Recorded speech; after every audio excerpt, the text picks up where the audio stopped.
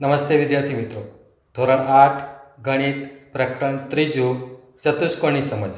આ અગાઉના ભાગની અંદર આપણે ચતુષ્કોણ એટલે શું, અંતર્મુખ ચતુષ્કોણ, બહિર્મુખ ચતુષ્કોણ અને ચતુષ્કોણના ચાર ખૂણાના માપનો સરવાળો 360 અંશ થાય છે તેની બાબત આપણે સમજી હતી.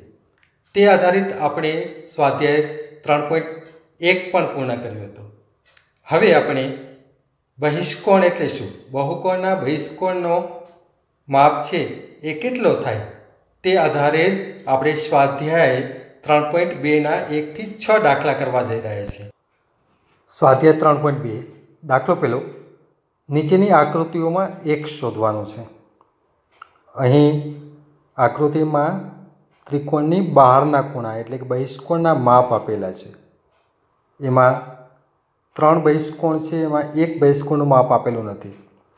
તો સૌથી પહેલાં એ યાદ કરીએ કે બહુકોણના દરેક બહિષ્કોણના માપનો સરવાળો કેટલો થાય, કહો જોઈએ. હા, તમારો જવાબ સાચો છે, 360 અંશ થશે. એ ત્રિકોણ હોય, ચતુષ્કોણ હોય, પંચકોણ હોય, ષષ્ઠકોણ હોય, અષ્ટકોણ હોય, એ ગમે તેટલો હોય તો એનો સરવાળો એના બહિષ્કોણનો સરવાળો જે છે એ 360 જ થશે. તો અહીં x શોધવાનું છે એટલે x આપણે રાખીએ છીએ, વત્તા એક બહિષ્કોણનું માપ 125 આપેલું છે, બીજા બહિષ્કોણનું માપ પણ 125 આપેલું છે. તો 3 બહિષ્કોણનો સરવાળો જે છે એ આપણે 360 અંશ લખીએ છીએ.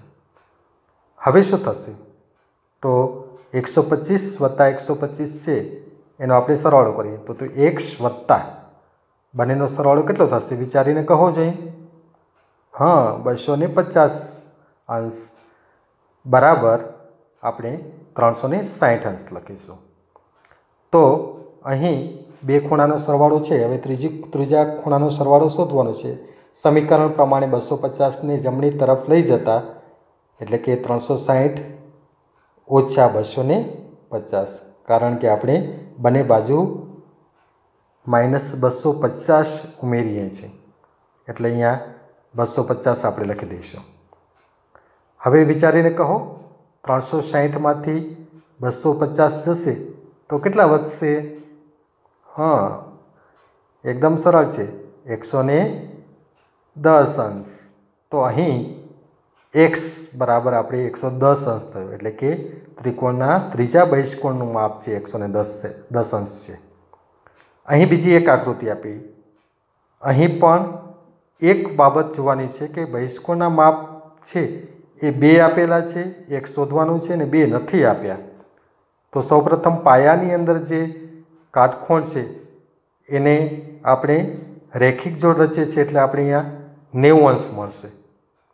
પછી બીજો બહિષ્કોણનું માપ જ કાટકોણ આપી દીધું છે એટલે કાટખૂણો એટલે કેટલા અંશ થશે?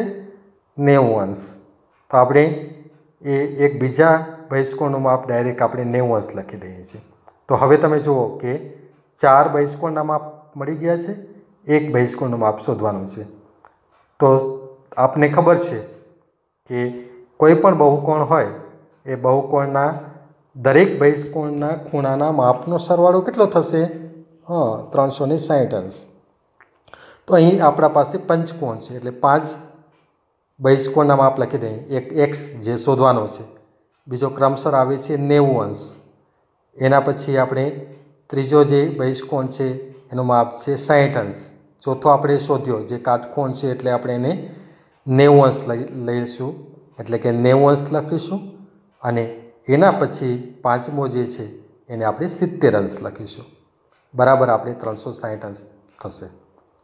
હવે અહીં 4 બહિષ્કોણના માપ આપેલા છે તો 4નો સરવાળો કરીશું. કેટલો થશે વિચારીને કહો જોઈએ. 90 ને 60, 150, 150 ને 9, 240, 240 અને 70 કેટલા થશે? 310 અંશ. તો અહીં આપણે 310 બરાબર 360 અંશ મળ્યા. હવે સાદા સમીકરણ પ્રમાણે આપણે 310ને જમણી તરફ લઈ જઈએ એટલે કે કેવી રીતે લખીશું? હા, માઇનસ તરીકે 360 અંશ ઓછા 310 અંશ. આ તો સરળ બાદબાકી છે. તો હવે મને વિચારીને કહો, 360માંથી 310 बात करिए तो કેટલા વધશે? हाँ 50 अंश વધશે। तो અહીં આપણે પાંચમા બહિષ્કોણનું માપ એટલે કે x બરાબર 50 અંશ મળ્યા। દાખલો બીજો, નીચે પ્રમાણેની બાજુ ધરાવતા નિયમિત બહુકોણમાં બહિષ્કોણનું માપ શોધો। હવે યાદ કરો, નિયમિત બહુકોણ છે એ કોને કહેવાય? કે જેના ખૂણાનો માપનો સરવાળો અને બાજુ છે એ સમાન હોય, દરેક બાજુ સમાન હોય, દરેક ખૂણાનું માપ સમાન હોય। તો અહીંયા 9 બાજુ છે। તો એક બાબત ખાસ ધ્યાન રાખીશું કે બહુકોણના દરેક બહિષ્કોણનો માપનો સરવાળો 360 અંશ થાય। હવે અહીં બહુકોણની બાજુ 9 છે એટલે કે દરેક બહિષ્કોણનું માપ કેટલું થશે? 360 ભાગ્યા 9। તો હવે તો સરળતાથી ઉડી શકશે। 9નો ઘડિયો બોલીએ, 9 એકા 9, 9 દો 10, 9 ચોક 36 એટલે કે 40 અંશ।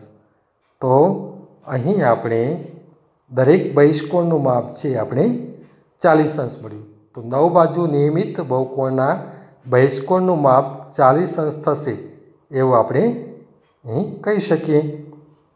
ચલો, એનો બીજો દાખલો છે કે જો 15 બાજુ બહિષ્કોણનું આપણે બહિકોણ છે એ એની 15 બાજુ છે તો એના બહિષ્કોણનું માપ કેટલું થશે? તો બહુકોણના દરેક બહિષ્કોણનું માપનો સરવાળો 360।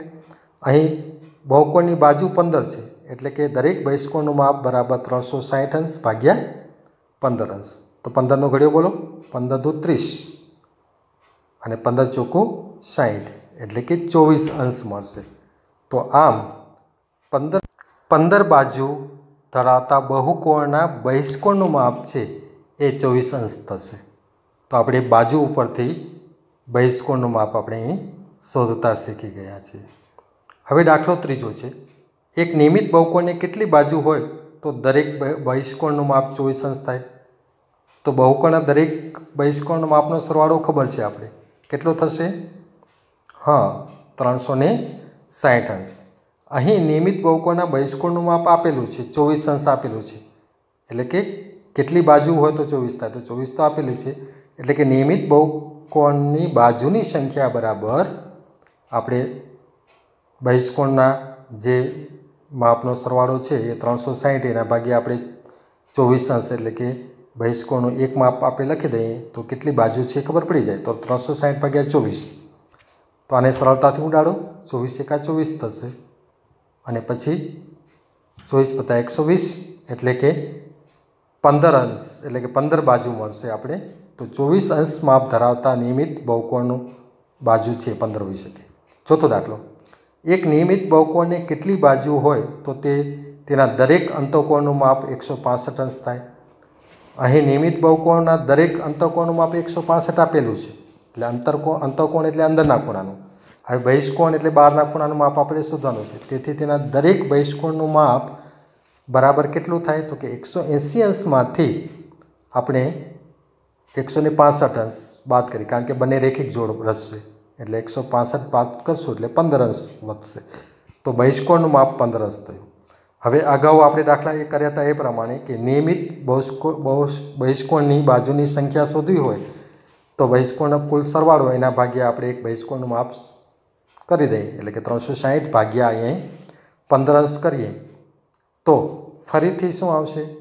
24 આવશે। તો અહીં આપણે 24 બાજુ આપણે મળી જાય છે, એટલે કે 165 અંતઃકોણનું માપ ધરાવતા નિયમિત બહુકોણના કોણની 24 બાજુ હશે એમ આપણે કહી શકીએ। દાખલો 5મો, એમાં બે પ્રશ્ન પૂછ્યા છે। એવો નિયમિત બહુકોણ શક્ય છે કે જેમાં દરેક બહિષ્કોણનું માપ 22 અંશ હોય? હવે નિયમિત બહુકોણ હોય ને એટલે એના માપ છે એને આપણે ગણતરીથી ચકાસવા પડે। અહીં બહુકોણના બહિષ્કોણનું માપ 22 છે, એટલે કે નિયમિત બહુકોણની બાજુઓની સંખ્યા આપણે શોધીએ તો ખબર પડી જશે।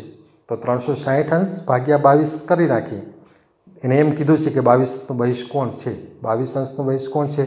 આને અતિશંશ રૂપ આપશો તો કેટલા આવશે? 180 અંશ, 18 દુ 36 અને 11 દુ 22 એટલે 180 અંશ ભાગ્યા 11 અંશ થશે। હવે આ એક એવી અપૂર્ણાંક સંખ્યા મળી કે જેને આપણે અતિશંસ્કૃત આપી શકશું નહીં. જ્યારે બહુકોણની બાબતમાં એક નિયમ પણ છે. નિયમ શું છે કે જ્યારે પણ આપણે એને અતિશંસ્કૃત આપીએ ત્યારે એનું અતિશંસ્કૃત મળવું જોઈએ, એટલે કે પૂર્ણ સંખ્યા મળવી જોઈએ. જો બહુકોણ નિયમિત હોય તો બહુકોણની બાજુની સંખ્યા એ પૂર્ણ સંખ્યા જ હોય. હવે અહીં 22 એ 360નો ભાજક નથી. ભાગી શકાય છે પરંતુ નિશેષ ભાગી શકાતા નથી. તેથી આપણે એમ કહી શકીએ કે આવો નિયમિત બહુકોણ શક્ય નથી. નિયમિત બહુકોણની બહિષ્કોણનું માપ 22 અંશ ન હોઈ શકે. એટલે 22 અંશનું બહિષ્કોણ હોય એવો બહુકોણ આપણે ન મળી શકે. હવે એનો બીજો દાખલો પણ આપેલો છે. હવે એ બીજો દાખલો શું કહે છે? શું આ નિયમિત બહુકોણના અંતઃકોણનું હોઈ શકે? કેમ? જે બહિષ્કોણનું માપ છે એ અંતઃકોણનું હોઈ શકે? તો આપણે ઊંધી પ્રક્રિયા કરીએ. અહીં બહુકોણના અંતઃકોણનું માપ 22 આપેલું છે. તેથી બહુકોણના બહિષ્કોણનું માપ કેટલું થશે? તો કે 180માંથી 22 અંશ બાદ કરી નાખીએ, અંદરનો ખૂણો બાદ કરી નાખીએ એટલે બહારનો ખૂણો મળી જાય, કારણ કે બંને રેખિક જોડ રચતા હોય. તો 180માંથી 22 અંશ થશે તો કેટલા રહેશે? 180માંથી 20 પહેલે કાઢી નાખવાના, 160. 160માંથી 2 કાઢી નાખવાના એટલે 158. તો અહીંયા 158 અંશનો બહિષ્કોણ 1 મળે. હવે નિયમિત બહુકોણની બાજુઓની સંખ્યા શોધવી હોય તો આપણે 360 ભાગ્યા 158 કરી દઈએ, એટલે કે બહિષ્કોણનું માપ કરી દઈએ એટલે આપણે મળી જાય. 360ના આપણે અડધા કરીએ, કારણ કે અતિશંસ્કૃત રૂપ આપવું પડશે આપણે એને. તો 360ના 180 થશે અને 158ના અડધા 79 થશે. તો હવે આ બે માપ જે છે એ અતિશંસ્કૃત રૂપ આપી શકાશે નહીં. અને ફરીથી આગળ જોઈએ એ પ્રમાણે નિયમ પણ છે કે જો બહુકોણ નિયમિત હોય તો બહુકોણની બાજુઓ સંખ્યા પૂર્ણ સંખ્યા હોય. અહીં 158 360નો ભાજક નથી. આપણે ભાગ ચલાવશું તો શેષ વધશે, એટલે પૂર્ણ સંખ્યા નહીં મળે. એટલા માટે આવી બાબતોમાં આપણે એમ કહી શકીએ કે ના, નિયમિત બહુકોણના અંતઃસમકોણનું માપ છે એ 22 અંશ ન હોઈ શકે. તો અહીં આપણે બે બાબતો ચકાસી કે નિયમિત બહુકોણના બહિષ્કોણનું માપ કેટલું હોઈ શકે. તો આ બાબતો આપણે 360 ભાગ્યા જેટલા બહિષ્કોણનું માપ આપેલું એટલું કર્યું હોય તો મળી જાય. દાખલો 6 છે. એમાં પેલો નિયમિત બહુકોણમાં અંતઃકોણનું ઓછામાં ઓછું કેટલું માપ હોઈ શકે અને કેમ? તો સૌથી ઓછામાં ઓછો બાજુ ધરાવતો નિયમિત બહુકોણ કયો હોઈ શકે? અને એ છે ત્રિકોણ. અને એ પણ જો નિયમિત હોય તો એને સમબાજુ ત્રિકોણ કહેવાય. અને સમબાજુ ત્રિકોણ છે તો એના દરેક ખૂણાનું માપ પણ શું હોય? સરખું. કેટલું હોય? 60, કારણ કે 76 18. તેથી નિયમિત બહુકોણના પ્રત્યેક અંતઃકોણનું ઓછામાં ઓછું માપ છે એ 60 અંશ હોય. ઓછામાં ઓછું 60, વધારે એ ઘણું બધું આપણે આગળ જતાં એને મળી શકશે. હવે બીજો પ્રશ્ન છે કે નિયમિત બહુકોણમાં બહિષ્કોણનું વધુમાં વધુ માપ કેટલું હોઈ શકે? અંતઃકોણનું માપ 60 હતું તો બહિષ્કોણનું કેટલું હોય? તો નિયમિત બહુકોણમાં દરેક અંતઃકોણનું માપ વત્તા તેના બહિષ્કોણનું માપ બરાબર 180 અંશ થાય, કારણ કે બંને રૈખિક જોડ હશે. તો બંનેનો સરવાળો કરીએ તો 180 અંશ થઈ જાય. હવે દરેક અંતઃકોણનું ઓછામાં ઓછું માપ આપણે મળી ગયું છે, કારણ કે આપણે અગાઉ શોધ્યું હતું. તો નિયમિત બહુકોણના પ્રત્યેક અંતઃકોણનું ઓછામાં ઓછું માપ 60 અંશ છે. તેથી એના બહિષ્કોણનું માપ આપણે, કારણ કે અંતઃકોણ ઓછામાં ઓછું ખૂણો લઈએ તો જ આપણે બહિષ્કોણનું વધારામાં વધારે માપ આપણે મળી શકે. તેથી બહુકોણના બહિષ્કોણનું વધુમાં વધુ માપ બરાબર 180માંથી ઓછામાં ઓછું માપ એટલે કે 60 અંશ બાદ કરીશું. તો 180 અંશ ઓછા 60 અંશ. 60 અંશ શા માટે? ફરીથી કારણ કે લઘુત્તમ માપ બાદ કરવાથી મહત્તમ બહિષ્કોણનું માપ મળી જાય. તો 180માંથી 60 અંશ થશે તો 120 અંશ મળશે. તો આમ કહી શકીએ કે નિયમિત બહુકોણના પ્રત્યેક બહિષ્કોણનું વધુ માપ છે એ 120 અંશ હોઈ શકે. આપણે અહીં સ્વાધ્યાય 3.2ના બહિષ્કોણ આધારિત દાખલા કર્યા.